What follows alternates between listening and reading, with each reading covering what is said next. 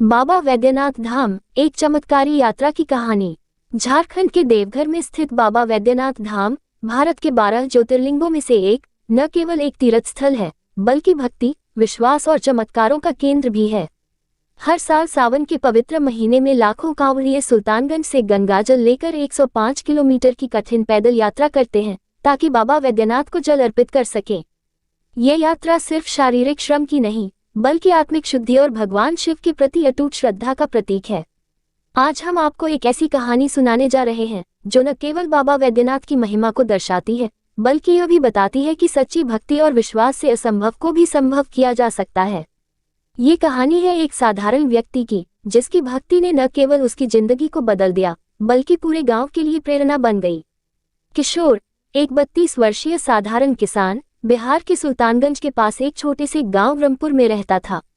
वह अपने परिवार के साथ एक छोटे से मिट्टी के घर में रहता था, जिसमें उसकी पत्नी राधा, 2 बच्चे अनुज और ममता और उसकी बुजुर्ग मां सावित्री थी।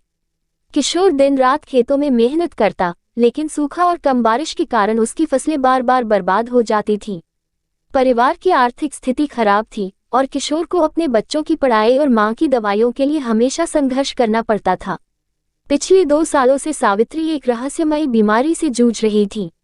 उनकी कमजोरी बढ़ती जा रही थी और गांव के वैद्य और नजदीकी शहर के डॉक्टर भी उनकी बीमारी का कोई समाधान नहीं ढूंढ पाए। कुछ लोग इसे सामान्य बीमारी मानते, तो कुछ इसे किसी पिछले जन्म के दोष का परिणाम बताते। किशोर बचपन से ही बाबा वैद्यनाथ का परम भक्त था। हर सावन में वह अपने गांव के अन्य कांवड़ियों के साथ कांवड़ यात्रा में शामिल होता था।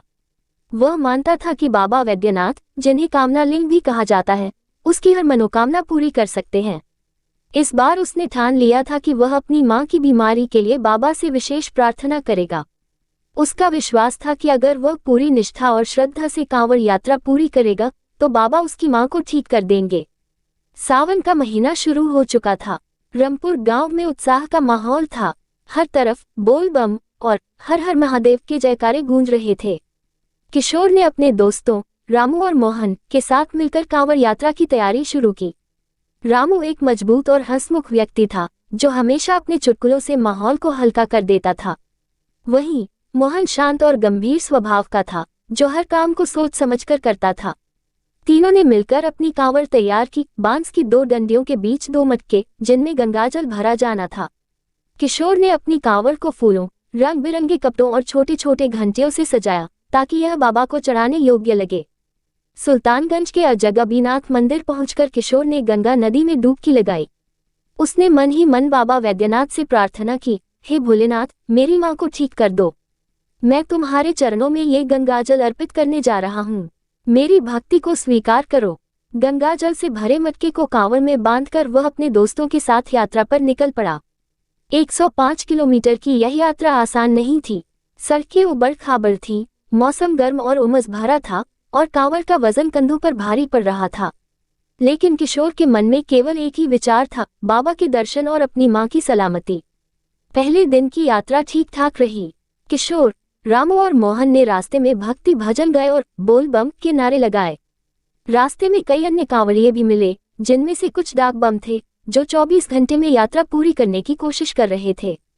किशोर ने सोचा, मैं 24 घंटे में यात्रा पूरी नहीं कर सकता, लेकिन मेरी भक्ति किसी से कम नहीं। पहले दिन की रात को तीनों ने एक धर्मशाला में विश्राम किया। वहां उनकी मुलाकात एक बुजुर्ग कांवड़िए पंडित विश्वनाथ से हुई। पंडित जी ने किशोर को देखकर कहा, बेटा, तुम्हारी आंखों में सच्ची श्रद्धा है। बाबा तुम्हारी पुकार जरूर सुनेंगे। पंडित जी की बातों से किशोर। दूसरे दिन की सुबह मौसम अचानक बिगड़ गया। आसमान में काले बादल छा गए और तेज बारिश शुरू हो गई। बारिश ने सड़कों को कीचड़ में कर दिया, जिससे चलना और भी मुश्किल हो गया। रामू ने हंसते हुए कहा, किशोर, लगता है बाबा हमारी परीक्षा ले रहे हैं। किशोर ने जवाब दिया, परीक्षा ही सही, मैं पीछे नहीं हटूंगा।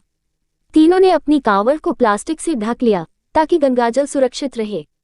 लेकिन बारिश रुकने का नाम नहीं ले रही थी और उनके पास खाने पीने का सामान भी कम था। तीसरे दिन एक नई मुसीबत ने दस्तक दी। किशोर के बाएं कंधे में तेज दर्द शुरू हो गया।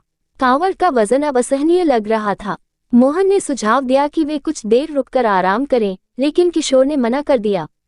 नहीं मोहन, अगर मैं रुका तो मेरी मां की जान खतरे में पड़ सकती है। मुझे बाबा तक पहुंचना ही है। उसकी आवाज में दृढ़ता थी, लेकिन उसका शरीर थक रहा था। उसी रात जब वे एक छोटे से गांव में रुके, किशोर को तेज बुखार हो गया।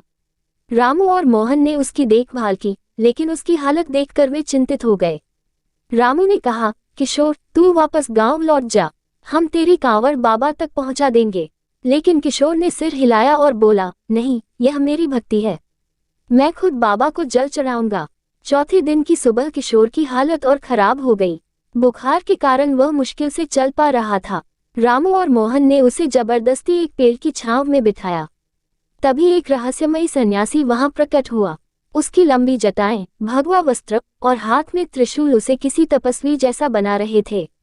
उसकी आंखों में एक गहरी चमक थी। सन्यासी ने किशोर को देखकर कहा, बेटा, तुम्हारी भक्ति सच्ची है, लेकिन क्या तुम्हें विश्वास है कि बाबा तुम्हारी पुकार सुन रहे हैं?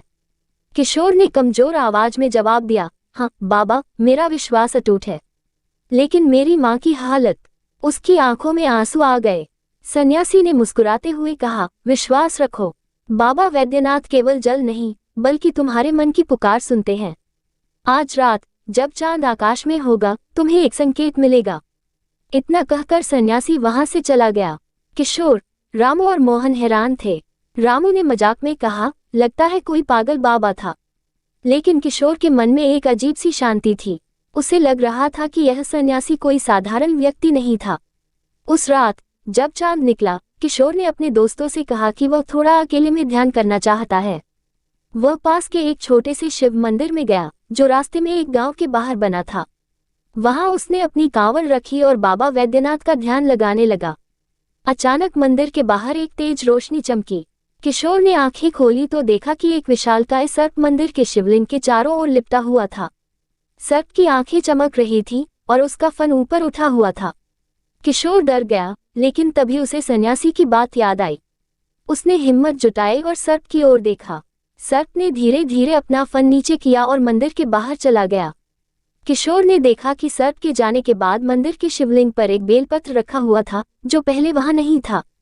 किशोर ने वह बेलपत्र उठाया और अपनी कांवड़ के साथ बांध लिया। उसे यकीन हो गया कि यह बाबा का संकेत था। उसका बुखार अब पूरी तरह से गायब हो चुका था और वह पहले से ज्यादा ऊर्जावान महसूस कर रहा था। वह अपने दोस्तों के पास लौटा और बोला, रामू, मोहन, बाबा ने मुझे संकेत दिया है, अब कोई मुझे नहीं रोक सकता। 5वें दिन किशोर और उसके दोस्त देवघर के करीब पहुंच गए थे। रास्ते में हजारों कांवड़िए बोल बम के नारे लगा रहे थे। माहौल भक्ति और उत्साह से भरा था। किशोर की आंखों में एक अलग ही चमक थी। वह अब थकान या दर्द महसूस नहीं कर रहा था। उसका मन पूरी तरह से बाबा वैद्यनाथ के चरणों में था। रात को जब वे बाबा वैद्यनाथ धाम से कुछ ही किलोमीटर दूर थे, एक और अनोखी घटना घटी। वे एक जंगल के रास्ते से गुजर रहे थे। अचानक आसमान में बादल गरजने लगे और बिजली की चमक से सारा जंगल रोशनी से भर गया। रामू ने कहा, किशोर, लगता है फिर बारिश होगी, हमें रुकना चाहिए। लेकिन किशोर ने कहा, नहीं रामू, आज रात बाबा मुझे बुला रहे हैं। तभी जंगल के बीच में एक प्राचीन शिव मंदिर दिखाई दिया। मंदिर पुराना और जीर्ण शीर्ण था, लेकिन उसमें एक अजीब सी शांति थी। किशोर ने अपनी कांवड़ के साथ मंदिर में प्रवेश किया। जैसे ही वह शिवलिंग के सामने झुका, एक तेज हवा का झोंका आया और मंदिर के दीपक अपने आप जल उठे। किशोर ने देखा कि मंदिर में कोई और नहीं था, लेकिन उसे किसी की उपस्थिति का एहसास हो रहा था। तभी एक गहरी आवाज गूंजी, किशोर, तुम्हारी भक्ति ने मुझे प्रसन्न किया है। किशोर ने सिर उठाया तो देखा कि मंदिर के शिवलिंग के सामने एक विशालकाय आकृति खड़ी थी। वह कोई और नहीं, स्वयं भगवान शिव थे। उनके मस्तक पर चंद्रमा चमक रहा था, गले में सर्प लिपटा हुआ था और हाथ में त्रिशूल था। उनकी आंखों में करुणा और शक्ति का मिश्रण था। किशोर की आंखों से आंसू बहने लगे। वह बोला, हे भोलेनाथ, मेरी माँ को बचा लीजिए, मेरे पास आपके सिवा कोई नहीं। भगवान शिव ने मुस्कुराते हुए कहा, किशोर, तुम्हारी भक्ति सच्ची है, तुम्हारी माँ ठीक हो जाएगी। लेकिन ये चमत्कार केवल तुम्हारे लिए नहीं, बल्कि उन सभी के लिए है जो मुझ में विश्वास रखते हैं। जाओ और मेरी कथा को दुनिया तक पहुंचाओ। इतना कहकर भगवान शिव अंतर्धान हो गए। किशोर ने देखा कि शिवलिंग पर अब कई बेलपत्र और फूल चढ़े हुए थे, जो पहले नहीं थे। उसने वहां से एक बेलपत्र लिया और अपनी कांवड़ में रख लिया। अगले दिन सुबह किशोर, रामू और मोहन बाबा वैद्यनाथ धाम पहुंचे। मंदिर परिसर में हजारों कांवड़ियों की भीड़ थी। किशोर ने अपनी कांवर से गंगाजल निकाला और बाबा वैद्यनाथ के ज्योतिर्लिंग पर अर्पित किया। उसने वह बेलपत्र भी चढ़ाया जो उसे उस रात मिला था। जैसे ही उसने जल चढ़ाया, मंदिर में एक अजीब सी शांति छा गई। घंटियों की आवाज और बोल बम के नारे गूंजने लगे। किशोर को लगा जैसे बाबा ने उसकी प्रार्थना सुन ली हो। जब किशोर मंदिर से बाहर निकला तो उसे एक पुजारी ने रोका। पुजारी ने कहा, बेटा, तुम्हारी कांवर पर जो बेलपत्र बंधा है वह बहुत खास है। यह बाबा का प्रसाद है, इसे अपनी माँ को देना। किशोर हैरान था कि पुजारी को ये कैसे पता चला। उसने पुजारी को उस रात की घटना बताई तो पुजारी ने मुस्कुराते हुए कहा, बाबा वैद्यनाथ की लीला अपरंपार है। तुम धन्य हो कि तुम्हें उनके दर्शन हुए। किशोर, रामू और मोहन गांव लौट आए। किशोर ने अपनी मां को वह बेलपत्र दिया और बाबा वैद्यनाथ का प्रसाद जल पिलाया। कुछ ही दिनों में सावित्री की हालत में सुधार होने लगा। डॉक्टर हैरान थे क्योंकि उनकी बीमारी, जिसे वे लाइलाज बता रहे थे, अब पूरी तरह से ठीक हो रही थी। गांव के लोग इसे चमत्कार मानने लगे। किशोर ने अपनी कहानी गांव वालों को सुनाई और जल्द ही यह बात पूरे इलाके में फैल गई। किशोर की कहानी सुनकर कई लोग बाबा वैद्यनाथ धाम की यात्रा पर जाने लगे। लोग कहने लगे कि बाबा वैद्यनाथ अब भी अपने भक्तों को साक्षात दर्शन देते हैं। किशोर की जिंदगी में पहली बार सुख और शांति का अनुभव हुआ। उसने अपनी कांवड़ यात्रा की कहानी को एक डायरी में लिखा ताकि आने वाली पीढ़ियां भी इसे पढ़ें और बाबा की महिमा को जानें। उसने अपने गांव में एक छोटा सा शिव मंदिर बनवाया जहां हर सावन में कांवड़िए इकट्ठा होने लगे। किशोर की कहानी से प्रेरित होकर कई लोग जो पहले कांवड़ यात्रा में हिस्सा नहीं लेते थे, अब इस पवित्र यात्रा में शामिल होने लगे। किशोर की आर्थिक स्थिति भी धीरे धीरे सुधरने लगी। उसकी फसलें अब अच्छी होने लगी और गांव वाले उसका सम्मान करने लगे।